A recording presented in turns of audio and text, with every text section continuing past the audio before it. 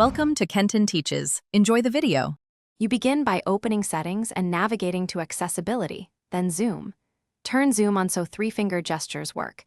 This immediately gives you pinch and double-tap controls. Set an initial zoom level and choose full screen or window to control how magnification behaves. Once done, practice a three-finger double tap to zoom in and out. This is faster than digging through menus. Make sure to confirm gestures are responsive before moving to finer adjustments.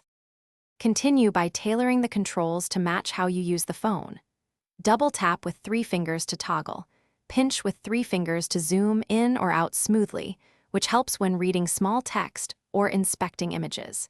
If you prefer a movable zoom controller, enable it in Zoom settings to drag a magnified window. Use the maximum zoom level slider to limit magnification and reduce overshooting. This prevents accidental extreme zoom and keeps navigation predictable as you interact with apps. To finish, practice the gestures across Messages, Safari, and Photos so you understand how Zoom interacts with each app. Enable the accessibility shortcut. Triple-click the side button to toggle zoom quickly when needed.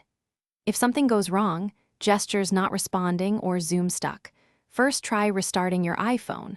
If that fails, reset only accessibility settings to restore defaults without erasing data. If issues persist, update iOS, because software fixes often resolve gesture or zoom controller bugs. Thanks for watching. Please subscribe if this video was helpful.